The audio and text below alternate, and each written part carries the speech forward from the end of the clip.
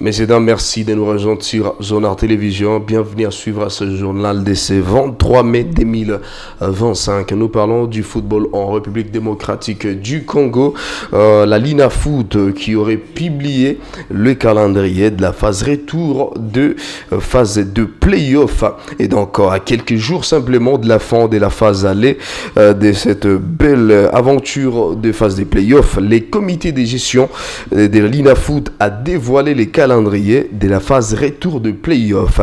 Et dans un communiqué publié ce mercredi 21 mai 2025, et donc la FECOFA a annoncé que la phase retour de play-off démarrera alors à partir du 7 juin, se clôturera le 22 juillet 2025. Et le coup d'envoi de cette phase sera donné à Lubumbashi, au stade de Kibasa à Maliba, avec le premier duel, le premier classique entre l'AS Simba et Sa Majesté Sanga Balendé.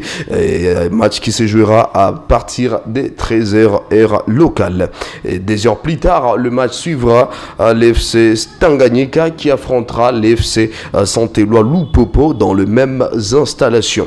Et les mêmes 7 juin à Kinshasa, Desampé jouera face à Rangers au stade de Martyrs. Et donc le premier gros choc aura lieu le 16 juin 2025 entre le tout-puissant Mazembe et l'AS Maniema Union au stade de Kamalondo à Lubumbashi. Et le derby quinois est prévu le 15 juin prochain au stade de Martyrs entre le Desampé et l'AS Vita Club, et celui de Lubumbashi aura lieu un jour plus tard, soit le 16 juin 2025. Et donc le FC Saint-Éloi Lupopo accueillera le tout-puissant Mazembe au stade de Kibasa à Maliba. Et le 16 juillet, les 6 juillet, voulais-je dire, 2025, les Cheminots recevront les Aigles du Congo, leader de cette phase aller. Et donc, on espère qu'ils pourront continuer sur cette même lancée et avec l'espoir de remporter cette prestigieuse compétition du Coupe du Congo.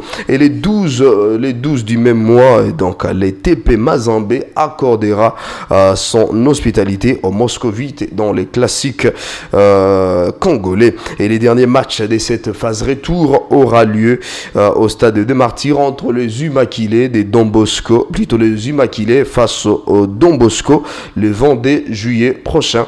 Et donc cette phase retour nous promet des folies et des spectacles. Et donc nous croisons les doigts et voir qu'est-ce que ça va encore une fois produire. Surtout que cette phase aller a été vraiment très dominée par l'FC les Aigles du Congo. On l'espère voir peut-être les tout-puissants Mazembe s'est relevé et peut-être renverser la tendance. Et parlons également de cette actualité, les règlements de la 59e édition de la Coupe du Congo avec des dispositions générales. D'abord avec l'article premier. Alors, la Fédération congolaise des football FECOFA qui organise bien évidemment chaque année une compétition dénommée Coupe du Congo. Alors, qu'est-ce qui va se passer? Sauf des dispositions contraires prévues au présent règlement, le règlement de la FIFA et de la CAF. Et donc, les statuts et les codes disciplinaires et les règlements généraux de la FECOFA s'appliquent à la Coupe du Congo. Comment ça va se passer?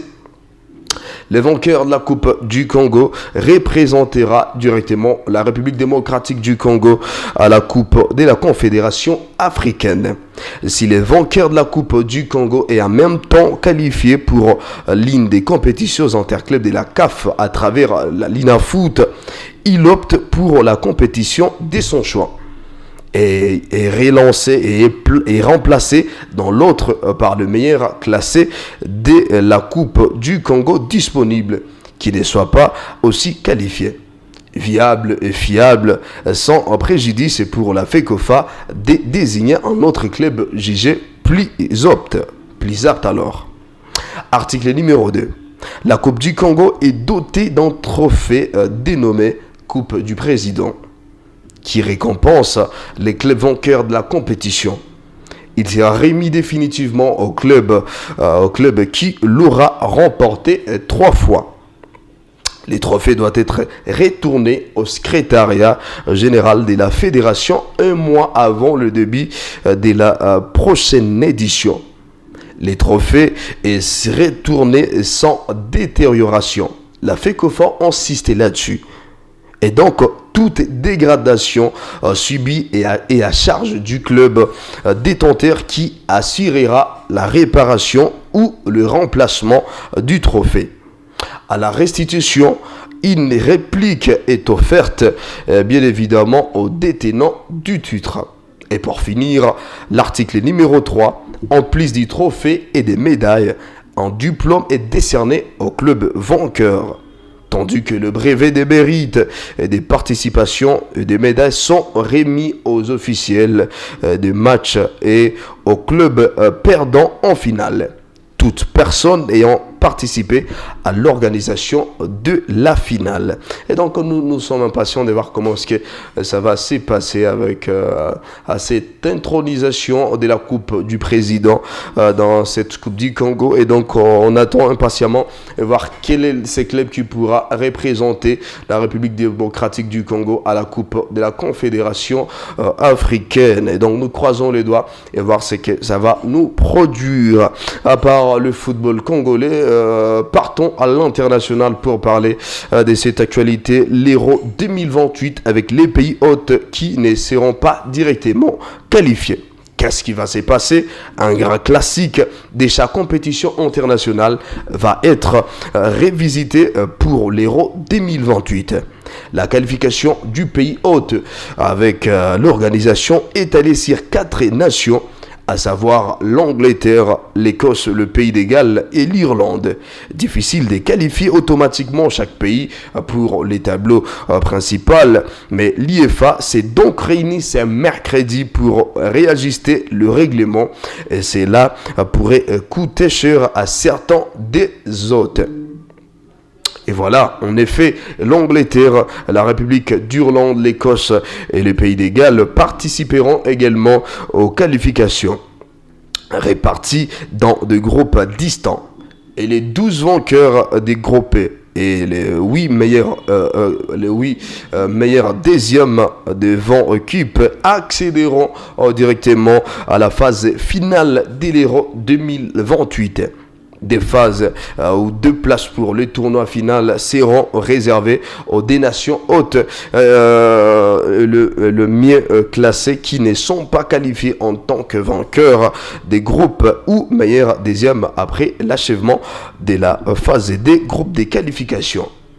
Ce qui signifie donc un constat cruel. Et si l'Angleterre est qualifiée pour la phase finale de la compétition, et donc le pays hôte le moins bien classé actuellement, l'Irlande ne verra le tournoi à domicile qu'en simple spectateur. Et donc c'est un appel lancé à l'Irlande de bien gérer pour cette phase de qualification pour quand même espérer participer à cette belle aventure qui va réunir toutes les grandes figures du football européen. Et donc, nous sommes impatients de voir, encore une fois, ce que ça va nous produire, ces grandes figures que nous sommes en train de vivre actuellement. Et donc, on est impatients encore de le voir en cette compétition prestigieuse.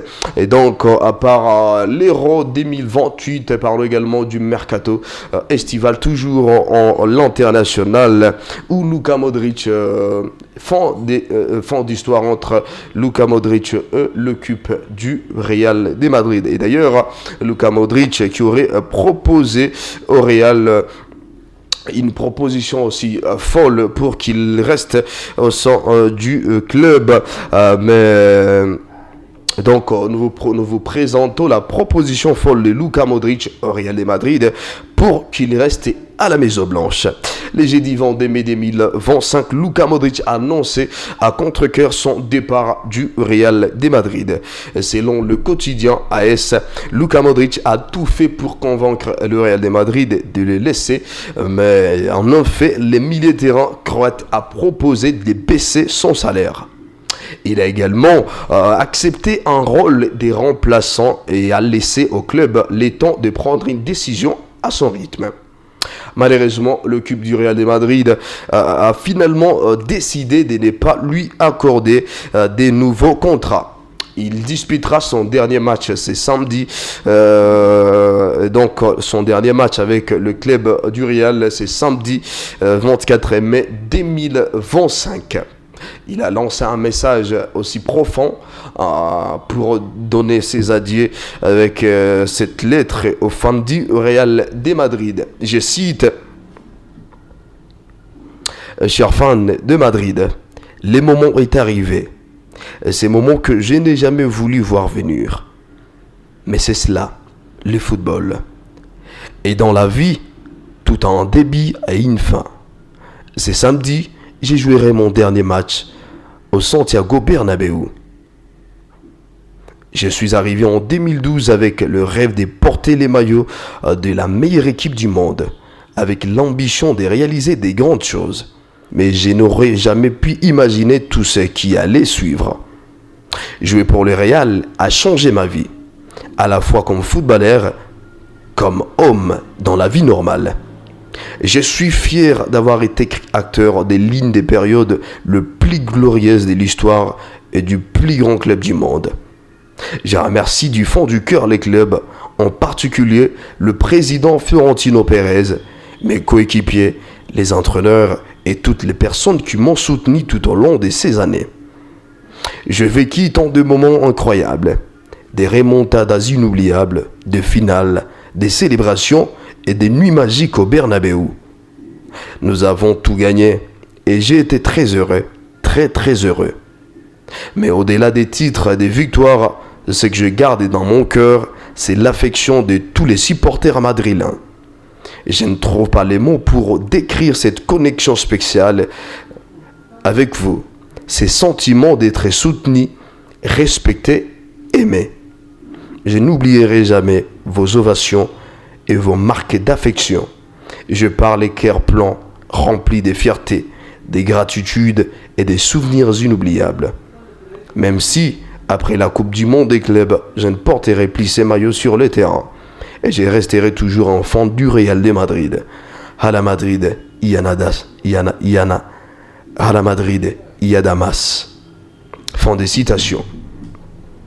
Et donc très fier et très reconnaissant de son parcours au sein du club du Real de Madrid. Luka Modric a remercié tous les staffs, commençant par le président de l'équipe du Real, Florentino Pérez, et tous les entraîneurs qu'il a pu côtoyer au sein du club du Real. Il remercie également tous les supporters madrilènes qui lui ont montré cet amour, cette affection, des ovations à chaque fois qu'il faisait son entrée sur l'aire de jeu. Et donc ce sont des souvenirs mémorables qu'il garde toujours pour ces grands clubs. Et donc après la Coupe du Monde des clubs, Luka Modric ne portera plus le maillot du Real de Madrid comme joueur, mais plutôt comme un simple fan. Et donc il est très reconnaissant. Et donc, on peut que le souhaiter pour le meilleur. On peut le souhaiter le meilleur donc pour la suite de son parcours. Et donc, il a été une légende. Il a été un joueur qui a motivé la plupart des jeunes à emboîter la carrière du football. Et donc, il mérite mieux. Et donc, grosse force à lui. Et donc, on est très fiers de ce qu'il a pu réaliser dans le football. À part Luka Modric, notons que l'entraîneur Carlo Ancelotti quittera aussi les clubs merengues pour rejoindre la sélection brésilienne.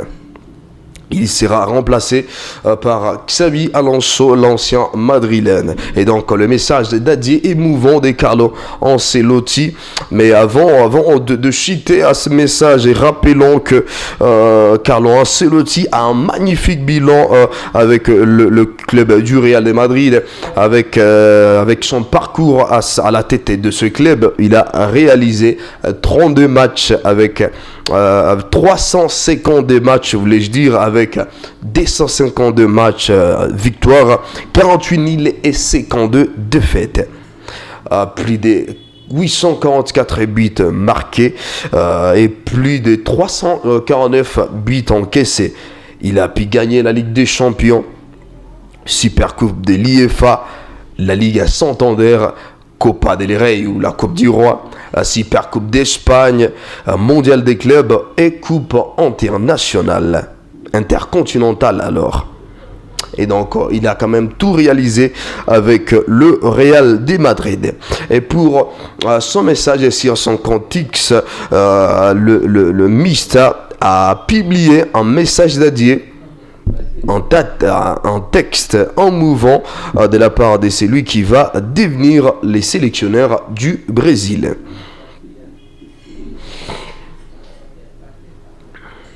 Je cite: aujourd'hui, nos chemins se séparent à nouveau.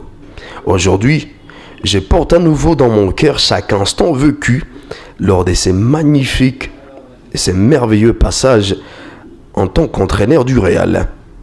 Ce furent des années inoubliables, un voyage incroyable et rempli d'émotions, des titres et surtout des fiertés de représenter cet emblème. Merci au président Florentino Pérez, au club, à mes joueurs et à mon staff, surtout à cette base des supporters uniques qui m'a toujours fait sentir comme l'un d'eux.